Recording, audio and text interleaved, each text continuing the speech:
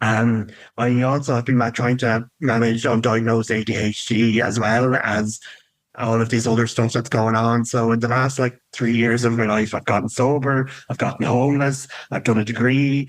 I am now about to go in to have my assessment for ADHD, possible autism in 2 weeks.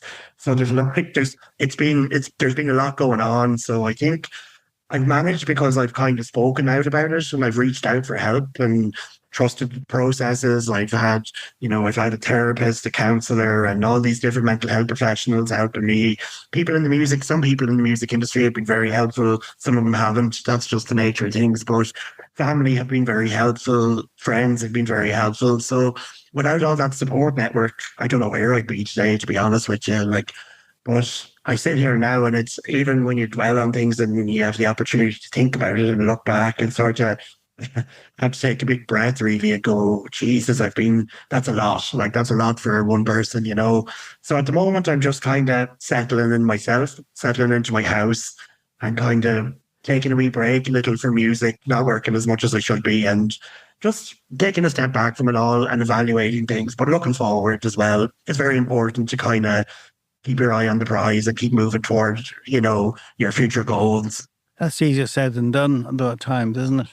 Yeah, it is. Yeah, no, I'm very happy now. I was given an apartment by the council in Drogheda, which is really blowing my mind now completely because I've been living up here the last 5 or 6 years on and off. So it was really like it was just I lived in a like a homeless hostel there for a while, and obviously an environment like that isn't great for a person in addiction recovery. So it's been it's been hard, but I think I've turned the corner with it all anyway. And I've kind of started volunteering in the local addiction centre here and kind of using my own journey and my own path to kind of help other people and just maybe break down the stigma a little and just doing things to make my life a little better, but also, I have all of this lived experience now, so it would be a shame to not share it with other people and try and lift other people up because I didn't have that, and I missed that from my life. So, I'm that kind of person anyway. I usually think of other people before myself, Yeah.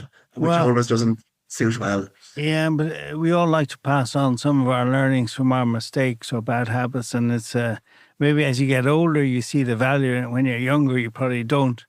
But I hear what you're saying. And in terms of Irishness, how does that manifest itself? How is that weaved in the cloth of your life? Is it important? Yeah, like I think I've traveled quite a lot, over my first 2 years, and I think we have a kind of a global identity, I suppose, that people instantly recognize. Mm. And I think it's vital to uphold that. Like I mentioned earlier, that we have a lot of artists out there now on the world stage, and I think they're representing what it means to be Irish really well.